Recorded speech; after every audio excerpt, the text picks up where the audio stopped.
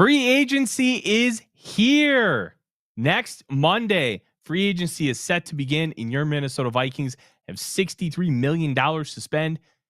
It's not just about throwing money at problems. It's about finding the right solutions. And Kwesi Adofo-Mensah was brilliant last year in finding those solutions, finding 3 Pro Bowlers, and his team won 14 football games. What's the path going to be this year? And what is the one strategy that could maximize their assets moving forward? We're going to talk about all that and more here on The Real Forno Show. Ladies and gentlemen, welcome to The Real Forno Show, hosted by the one and only Tyler Forness. A to Z Sports sought him out to be their Minnesota Vikings reporter and NFL analyst. And he's a proud contributor over at SKOL North's Purple Daily. Tyler is also the captivating host of The Good, The Bad, and The Hungry on the Voices of Wrestling Podcast Network, and a founding member of Vikings First and SKOL. Welcome, ladies and gentlemen, to another episode of The Real Forno Show, brought to you by our friends at Underdog Fantasy. My name is Tyler Forness. With me, as always, in the top left corner is producer Dave, who is rocking the Vikings version of the English schoolboy cap. How are you, sir? I'm doing great. We had a great Who Will Be King show over on Bleachers to Speakers earlier today, just a little while ago. It was good. Heck yeah. I got a workout in this morning, and there's this little diner in Watertown right next to where we're at. Let me tell you. Dave, so many, like, your generation is the reason to me why diners like that are still alive. And I worry that my generation will not go there enough to keep them alive, because I love little small town diners that you spend like $15 and you have enough food for like 2 people. Like breakfast. Like, I got an awesome chicken fried steak this morning, hash browns, eggs, and they make homemade bread there. That's like, I don't know, it's probably about that thick, and it's just huge. And let me tell you, it's so good. SKOL Mafia, I'm in Minnesota. There is, however, a Watertown in every state in the union. I didn't know that. So, yeah, that's a really fun fact. Well, I mean, Watertown, it's a pretty easy town, pretty easy like name. Oh, there's water. We'll call it Watertown. So, not really too much of a surprise, but yeah, it's some really good stuff here. And I think, Dave, we should talk about this free agency, because there are already guys being cut. I think the number one thing that the Minnesota Vikings should do, and I kind of mentioned this to you during the roll-in, is not necessarily just attack players. They should be very strategic about who they attack. They should attack players who have been cut and not players who are true unrestricted free agents. Let me tell you why. They don't count towards a compensatory pick formula. And this is how the Baltimore Ravens have manipulated the system for years and years. They are number one in compensatory picks earned, with 56 since they became a thing. I believe it was like the 1993 NFL draft, because that's when they went from 9 to 7 rounds. 92 was the last year they had 9 rounds. That was when infamously Brad Johnson was a 9th round pick of the Minnesota Vikings. So, excuse me. Being able to manipulate the system like that can get the Vikings draft picks. And getting the Vikings draft picks is a good thing. You want to be able to maximize your assets. The Vikings are set to get a 3rd round compensatory pick for Kirk Cousins. Now, the only reason why they're able to get that pick is because Aaron Jones was signed. If Aaron Jones was a true unrestricted free agent, they don't get that comp pick. But he wasn't. The Packers cut him 24 hours before he agreed to a deal with the Vikings. Those things matter. Those nuanced details matter. And I think those factors are a really big thing here. And it's about asset management and maximizing said assets. The Minnesota Vikings can do a great job in maximizing those assets by finding a way to do those elements, by acquiring players who are cut. I wrote an article yesterday saying the Vikings should sign Davante Adams. Why? Screw it. Let's just do 3 deep. Who cares? What does it matter? Why? Well, you're likely going to have J.J. McCarthy starting. This whole Sam Darnold thing we're going to talk about because it's a big factor in these free agency talks. But you got to maximize the quarterback. What's a better way to maximize the quarterback than give him weapons? We can talk about the interior of the offensive line till we're blue in the face. Look, do they need improvement? Yes. Is it as much improvement as the perceived notion? I don't believe so. A lot of that was Sam Darnold. A lot of that was lack of Christian Darrisaw. And if you have J.J. McCarthy, who is a quicker processor and thrower, that relieves stress off the offensive line as well. So there are a lot of different factors into those elements. Hey, why not get Justin Jefferson isolated in one-on-one coverage because you have Jordan Addison, TJ Hawkinson, and Davante Adams? How sick would that be? It would alleviate the pressure on Jefferson. Thank you, SKOL Mafia. I think the trenches should be addressed, but let me stay on my soapbox here for a minute. If you make it so Justin Jefferson can just be isolated one-on-one semi-regularly, or hey, we're going to double Justin Jefferson all the time. Good luck covering both Jordan Addison and Davante Adams. Good luck. You're not going to be able to do it, especially with how good Davante Adams is at getting open in the short, in the intermediate levels of the field with like quick slants, and he's just so good off of the line of scrimmage. Those things matter, and those can alleviate pressure too. So it's not just about replacing the bodies, which I believe we will and we should, but it's also about doing the right things and doing the right things to help accentuate areas of your football team. And guess what? The best area of your football team is Justin Jefferson. And getting him a running mate like that, oh, buddy. Randy Moss came in, and Chris Carter was an all-pro at like 37. Like, those things matter. Those things are impactful.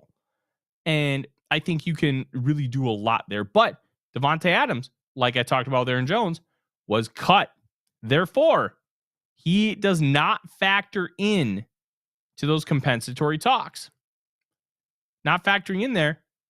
The Vikings could net 2 compensatory draft picks because guess what?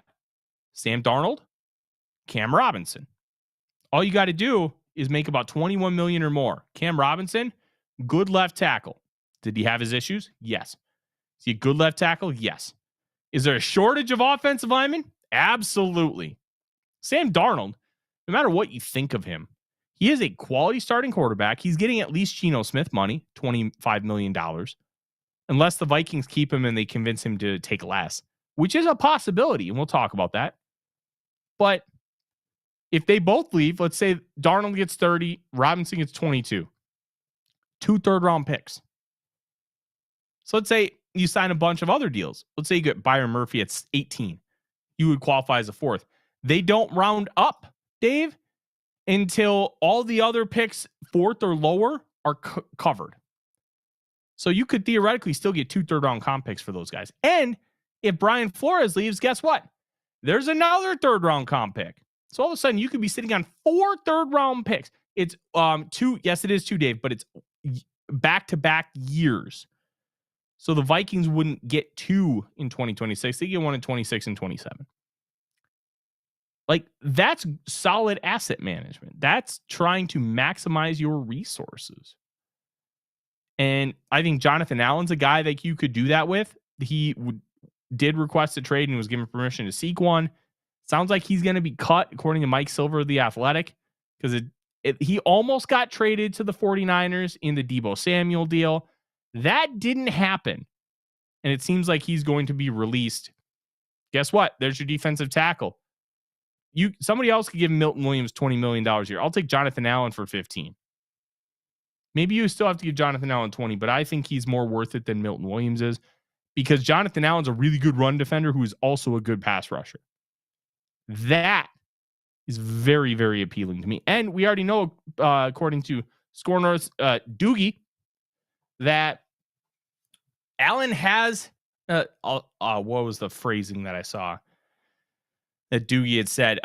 He really wants to play here. And wanting to play here is huge because that means you're going to be motivated to sign a contract. Like when a recruiter hits you up and's like, "Hey, I want you to interview for this job. We think you'd be great at it." Sure, take the interview, but they got to wow your pants off for you to leave a job you really like. This isn't that. This isn't trying to wow a guy, be like, "Hey, come play here." He already wants to. You already have the leg up. You already have an advantage. And I think those elements are going to play a huge factor, Dave, into this Vikings offseason, because you know what? It's a way to increase your assets. And Kwesi Adofo-Mensah had to make some tough decisions, because those tough decisions, well,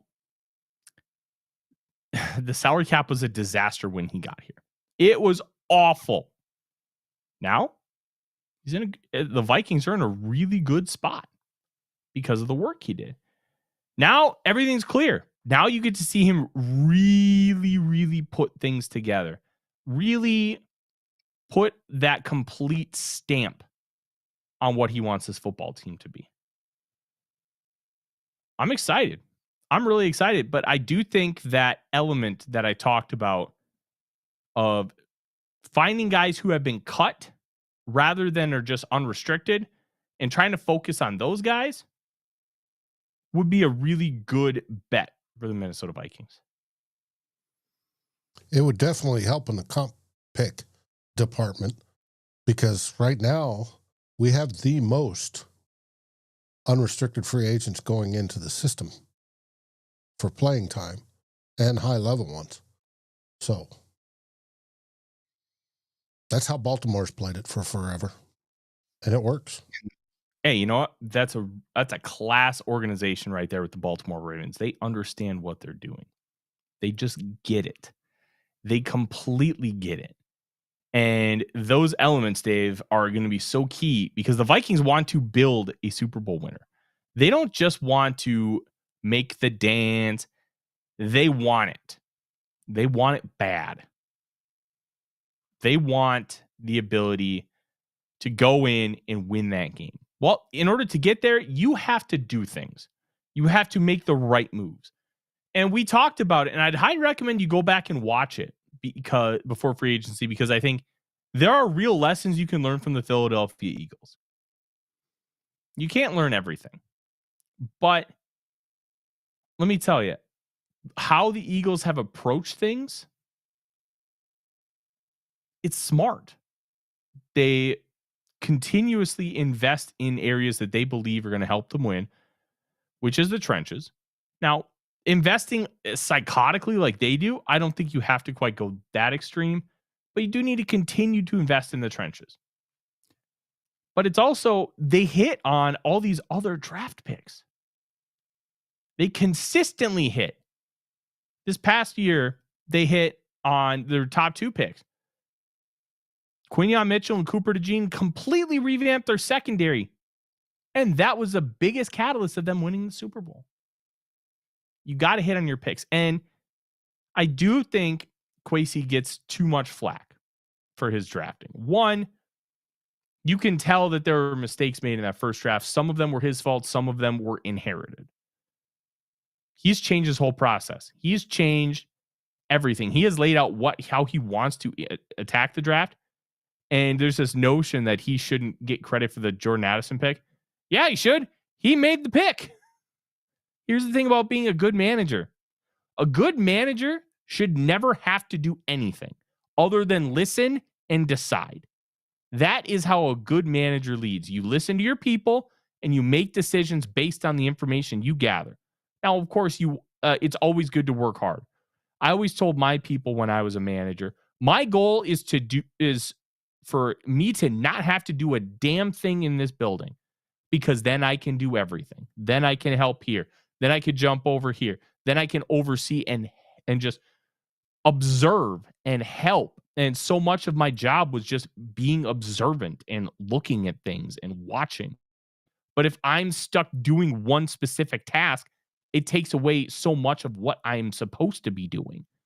A good manager is supposed to make decisions based on what his people tell him.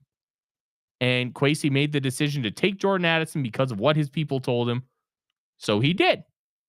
He took J.J. McCarthy because of what his people told him. Dallas Turner too. Now, of course, Kwesi gets himself into a position where he knows things and he is informed. He is not just only listening. He is doing his own research.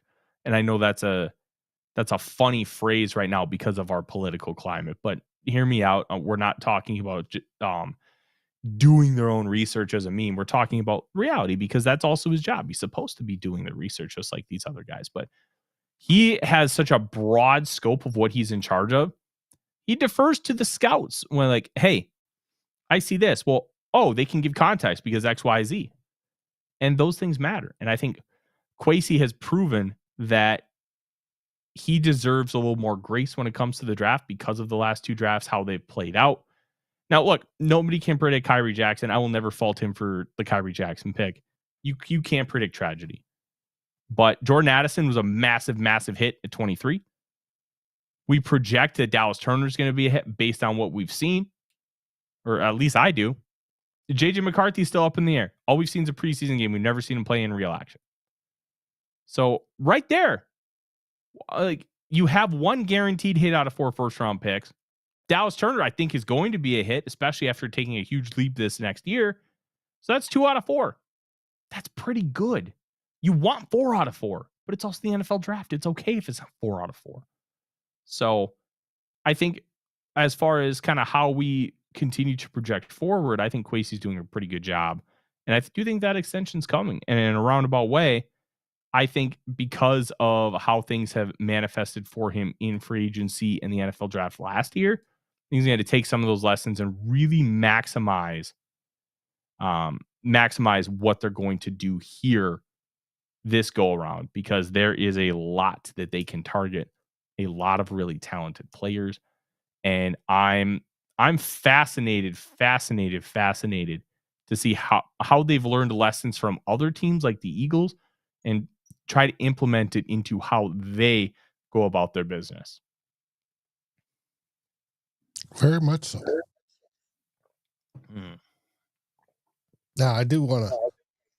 David Rinaldi says Kwesi researched a lot according to PFF per his detractors.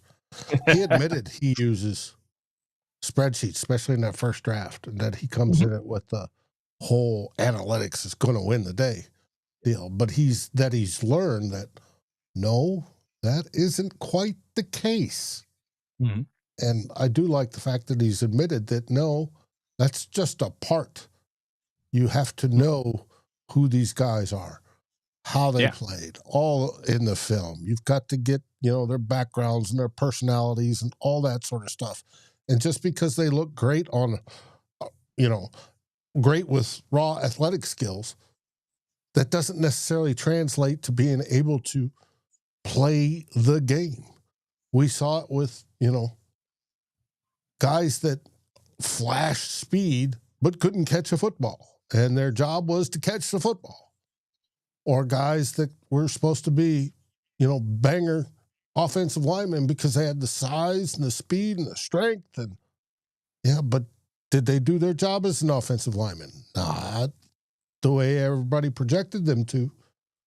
It takes a lot to find the right people. And I think he's learned and he's admitted it. And I'll give him grace because he's admitted it. Admitting that he's learned. And that's a big part of it. I've worked really hard on this show, admitting when I was wrong. And I know I can be better at it. Everybody can be better at it. But it's okay to be wrong. This business, you're wrong a lot. But it's not about being wrong. It's about opportunity cost. Why did you make that decision? Why were you wrong? What happened to make you wrong? Why did you make the mistake? And then how do you evolve and adapt with it? Kwesi Adofo-Mensah has grown a lot. And you could tell his first draft versus his second draft, the approach was insanely different because he learned. He implemented all of his systems and he grew. And we're going to continue to see. And the tough part is he's going into his fourth draft. It's really hard to fully gauge what that 2023 draft is because we're only 2 years in, and Mekhi Blackman missed the second year with a torn ACL. But both your 5th round picks are gone. Jaquan Roy just got beat out by Taki Taimani. It wasn't that he was bad. He just got beat out by somebody who was better. And Jaren Hall, they wanted to keep him. He chose to go to Seattle. I still think he was a good developmental option for like a long-term backup. And Dwayne McBride, 7th round pick, didn't work out. Who cares? That doesn't matter. Jay Ward, they still believe in Jay Ward. Especially if you read that Alec Lewis piece from earlier this week. The stock is up for Jay Ward. They believe in him. So we'll see how that manifests. But Jordan Addison, massive hit. They got a very, very, very good receiver at 23rd overall. But you really can't judge last year's draft class off 1 year either. I always say wait 3 years. After 3 years, you can really tell what players are going to be. You get a good enough scope. Some players are still question marks. Like you're going to have the random Jordan Love in there, but 3 years. 3 years matters.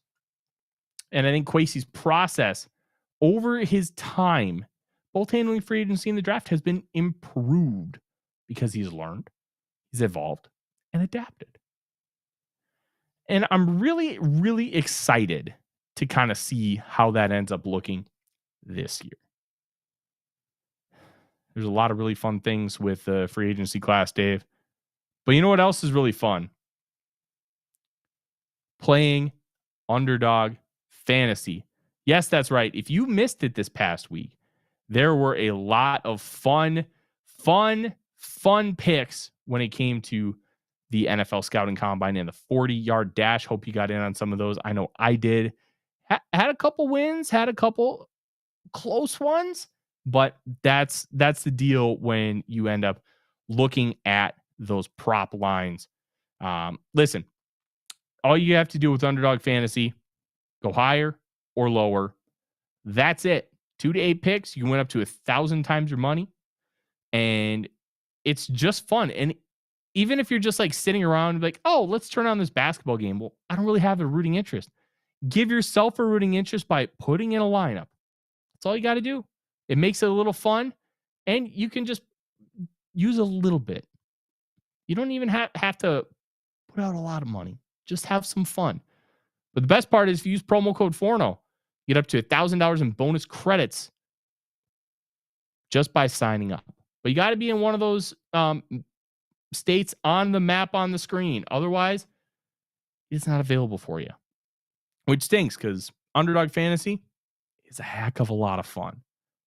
And you have to be at least 18 in all states, some states 19, some states 21. If you have a problem, call 1-800-GAMBLER. All right.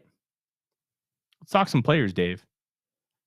A couple weeks ago, I did my Path to Glory, which is an ode to a friend of mine, Joe Lanza, Voice of Wrestling flagship podcast. You have never listened and you love pro wrestling, go listen. And even if you don't like wrestling, just listen to like the opening like 30 to 60 minutes every week. And they just talk about random stuff. It's just like guys being dudes. It rocks. But he does a Path of Glory every WrestleMania weekend. The week leading up, they do a bunch of like independent shows. And he would create his own Path of Glory based on where are the best matches and where are the best shows and how can I maximize my time. Well, I did it just for the Vikings offseason, and I used the same verbiage. I do think that there's so many different layers to the conversation of who, Dave, are we going to be able to get? Who should we target? And that conversation in itself is an interesting one because if you get one guy or one guy goes off the board, it can completely screw everything up. Kind of like the NFL draft where you get the Laramie Tunsil gas mask. All of a sudden, the Dolphins pick him at 13. They're like, what? He was supposed to go like second. Okay, we'll take him. We'll figure the gas mask stuff out later. There can be a ripple effect when one thing happens that's not expected. So the Vikings are going to be prepared. They were very prepared last year, hyper aggressive in targeting guys that they knew they wanted. They got Grenard, they got Van Ginkel, they got Cashman, and they got Aaron Jones and Sam Darnold, all within like the first 24 hours. They were ready to go. I think they're going to be the same here. I would expect at least 1 or 2 signings by like 2:00 on Monday, just because I know them. They're going to rock and roll. They're going to be ready to sign on Monday. Yes. That verbiage is important because they cannot actually talk to the players. They can only talk to the agents, but they've already talked to the agents. Everybody has at the scouting combine. Scouting combine is just like the senior hallway in high school. It's just gossip central. Just gossip central. And I'm really intrigued to see how they end up handling some of this. How they rebuild that secondary, I think, is going to be the most interesting one. I do think they'll address defensive line at some point, but how they address some of this stuff is going to be interesting. When I look at this, Dave, like some of the players that just make a lot of sense, and what's really cool is if you go to over the cap, so you can look at 2 things under their free agency tab. I use over the cap religiously. I think these guys do a tremendous job, but will never use Spot Track. You should never use Spot Track either. You should use over the cap. They have the free agency tracker where you can organize it by team. You can organize it by APY, like how much that player was making last year. I can kind of like stack some of those guys up at the top. You can organize it by guarantees. You can organize it by age. Like the oldest available free agent at cornerback is Stephon Gilmore. But they also have under that same tab is releases. And this is the good one. Okay. This one you can't organize. It's kind of already done for you. But the big thing here is all of these players were cut and you can sign without them impacting that compensatory formula that we talked about. So Devontae Adams, Christian Kirk, Draymond Jones, Preston Smith, Sheldon Rankins. Like, there are some good players. Maybe Raheem Mostert ends up replacing Aaron Jones because Jones gets more money somewhere else. That's a possibility. Like, there are some good players here. And there will be more coming over the next few days because there are going to be more cap casualties. A lot of times, teams will wait until the last second to cut these guys. 1, they want to see if they can facilitate a trade. And 2, well, sometimes they try to do restructures and they can wait until the last second. They don't have to release them right away. I think it's really, really going to be interesting to see what this list looks like and how they end up manifesting it, how they end up playing it out. I think Draymond Jones for like a pass rushing defensive tackle is a really intriguing option. They tried using him as a big edge rusher, like a stand-up guy last year in Seattle, which was really dumb because he's more of a hand in the dirt kind of guy. But those are 2 places where I highly recommend you just kind of keep tabs and look. Because it's going to give you everything. It's going to keep things really organized for you. And unless you want to create your own spreadsheet, like I know some people do, I've created my own spreadsheets in the past for this stuff. They have everything done for you. So all you have to do is go there. Overthecap.com. Just such a great, great resource. But there are some really interesting names. I think when you take a look at the classes, I think the Vikings should prioritize the running back class right away. One of the first things they do, other than like the super big names. There aren't a lot of good running backs out there. And you want one guy. I do think that they're going to find one guy, whether it be Aaron Jones, whether it be somebody else. They're going to have one veteran presence. And then I think they load up on rookies because it's a really good rookie class. Raheem Mostert is an interesting option. I do think they might be interested in a guy like Nick Chubb at the right price. He's not what he used to be. He's dealt with some leg injuries, but Nick Chubb, good football player. You're basically just asking him to come in and be a part of a committee. Get like 190 rushes, which is like 12 a game. Come in and I think that he can handle that. But it dries up really quick. So you got to get that veteran locked up. Other than that, I do think the interior defensive line, if you love a guy, you just go get him. there are some interesting ones. Javon Hargrave is a free agent now. They voided the final 2 years of his deal, so he does not count either. So here's how void deals work with the compensatory formula.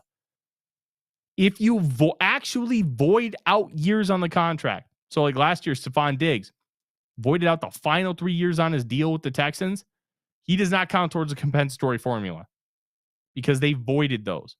If you have void years on the contract, it does count. The years actually have to be voided. But there's some interesting names here. Treshaun Wharton had, I believe, 6.5 sacks for the Kansas City Chiefs last year. How much of that was playing next to Chris Jones? I don't know, but it's an intriguing one. The Milton Williams is the big one. I'm not sold on $20 million a year, but if the Vikings are, I'll trust them. I would prefer like Levi Onwuzurike. I think you could probably get him for closer to like 15 because he is a little bit, he's had some injuries. He's had some injury concerns. But defensive tackle and running back are probably the two positions where you want to attack early because there's just not a ton of guys. And I think that's a big thing. There's not a ton of guys. Where, like, cornerback, if you lose out on DJ Reed, you could just go for Travarius Ward. If you lose out on him, you can bring back Byron Murphy. You lose out on Aaron Jones, it's dry. You lose out on Milton Williams, it's pretty dry, especially if you just believe that Onwuzurike is just going to continue to stay hurt. So those are probably the two areas I would expect them to try and attack first. But secondary, they need a bunch of guys so they can kind of sprinkle things in everywhere. I do want to get to this, Dave, because I think it's a really interesting question, something we have not talked about. I'll have to pull it up here. Somebody asked it. Gary asked, who would be our surprise cap casualties?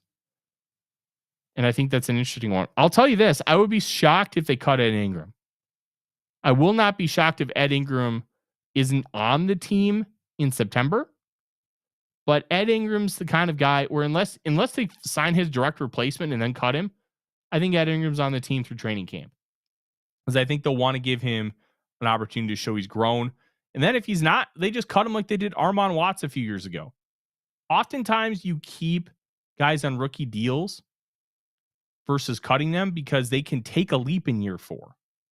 I'm not using that to say I believe in Ed Ingram. I'm not using that to say anything.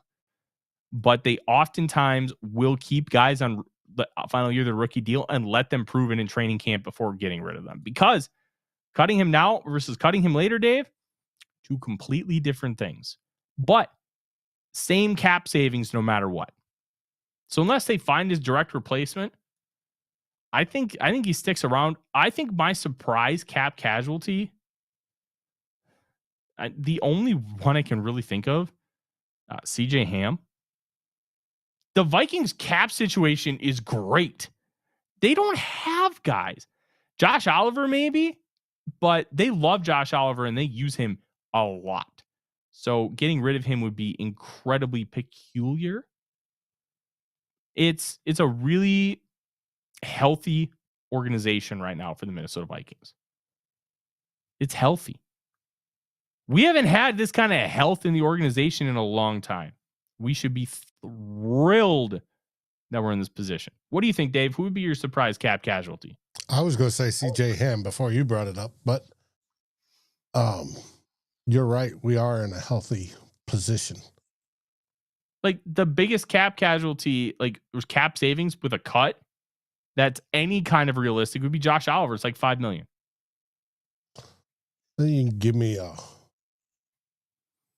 Garrett Bradbury. I would save $3 million. Three and a half, something like that. And that we talked about this on Monday's show. I don't see a good enough replacement for what you're going to pay for him to where it's worth cutting him. Now the Vikings may view it differently, and you may view it differently. I know you do, Dave. But that's going to be an interesting one. They won't cut Bradbury unless they have his replacement, because that would just be dumb. Mm-hmm. Different is not always better. We've seen that at guard. I remember Drew Samia and Dakota Dozier. Different does not mean better. And that's the one thing I'll always kind of reference. Yeah, there just aren't cut candidates. This team is so healthy right now. It's that there's still holes to fill. They still need to figure a bunch of things out. But man, it's great. They're just in such a good spot.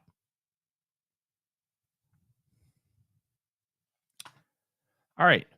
I will say the cornerback market's probably going to be the most interesting because you have Charvarius Ward who could fetch like 15 million. You have DJ Reed who could fetch 15 million.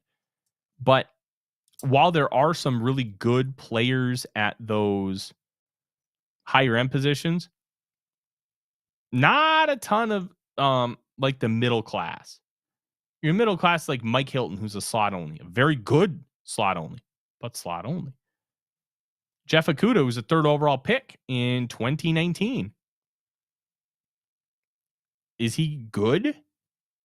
Not really. He's kind of bounced around. He's been very injured over the course of his career. Mike Hughes is a part of that middle class. You want to bring Mike Hughes back? Like, as like a CB4, but not anything more than that. Rasul Douglas is another one in the middle class. I don't love Rasul Douglas. People like him more than I do, and that's fine. But if he gets a Shaq Griffin type contract, I'll be okay with it. But more than that, nah, I'm okay. There's a lot of really interesting corners, but mainly the top cornerbacks: Charvarius Ward, DJ Reed, Carlton Davis. I think he's a little bit on the washed side, but you do have Byron Murphy Jr. Elijah Molden just re-signed with the Chargers. He's more of a slot guy, but he was really good this past year. If you don't get one of those top guys, it's slim pickings pretty quick, and the Vikings need to be aggressive in finding those guys. Asante Samuel Jr., I think he's still solid, but some of the people I know that have watched a lot more Chargers than me are like, they're iffy on him. They don't think the Chargers are going to bring him back, which he was a 2nd-round pick. That speaks a lot of volumes. So, corner, like Paulson Adebo from the Saints, I mean, I think he broke his femur. I don't think it was his fibula. I think it was his femur. I might be wrong, but he broke his leg for sure. Where is that at? Like, they're going to have to figure things out really, really quick. And they're going to have to do so with like a lot of other teams trying to get those guys. So how many of them are going to be able to bring in? If they only get one big name guy, how are they going to fortify the rest of the roster? This is going to be fun. And there's going to be 3 emotions: thrilled, meh, or pissed. There is no in between with a lot of this. And I'm very excited about it. I want to just shout out the chat. If you guys have some questions, throw them out quick. We'll answer them before the show here ends. But I think the biggest thing here is Kwesi Adofo-Mensah has figured out a way to maximize dollar acquisitions. Josh Oliver's been a great acquisition, especially for the dollar. Jonathan Grenard, I wrote a piece today. Max Crosby just got extended. Max Crosby's a better player than Jonathan Grenard. I'm not going to argue that.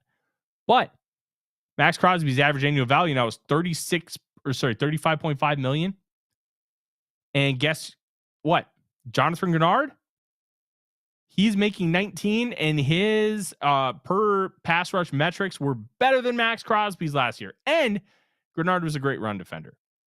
Kwesi has done a really good job of finding value in the free agent market, finding the ability to attack and be selective. It's not about spending money. It's about spending the right money. You don't want to have contracts you regret in 2 years and you have to cut them and need a bunch of dead money. You want those contracts to run out because you made a good deal. Grenard and Van Ginkel look like great deals. So does Cashman. Sam Darnold, I don't think you could have gotten any more surplus value out of Sam Darnold. That was a great signing. Can he do it again? I don't think it'll be as good as last year, but I think it'll be very good because they just have an understanding of how to handle these things.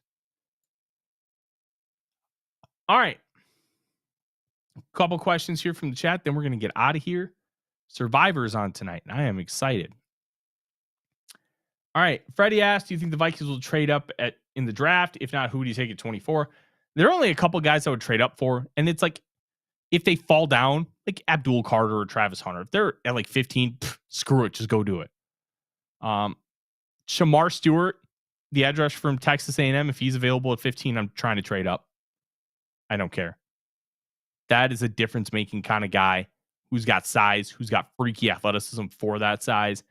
And even if edge rusher is not a huge need, you just figure it out. Take talent in the draft and just figure it out. But I think defensive line or secondary will be the pick. I'm not convinced the Vikings believe pass rushing defensive tackles as big of a need as the rest of us do because of how they like to play. But there's also the caveat. Did they play with the NASCAR package a lot because Brian Flores loves it, which we know he does? Or was it because it was a necessity? And if you get him a pass rushing defensive tackle, how does that change things? Those things are all very interesting, interconnected, and I want to find out the answer because I don't have it. Do we have any more questions, Dave? Not that I've seen. All right, cool. Well, then let's end it here. Thank you guys so much for joining. Do we have a Scolders and Spice tomorrow, Dave? Yes, we do. It's going to be an interview with the young JJ Vikings. Perfect. So make sure you tune into that. And the best way to tune in is by subscribing and then clicking that little bell up at the top of the screen. Why? Because it tells you when we go live.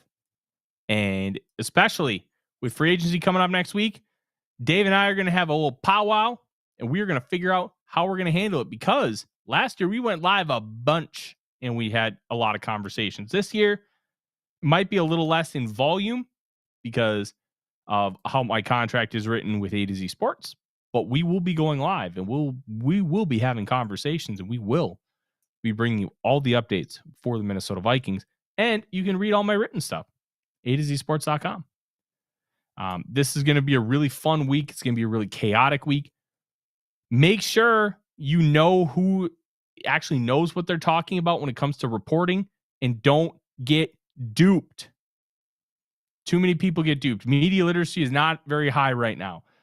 Make sure if it's Adam Schefter, that's actually Adam Schefter. Same with Ian Rappaport.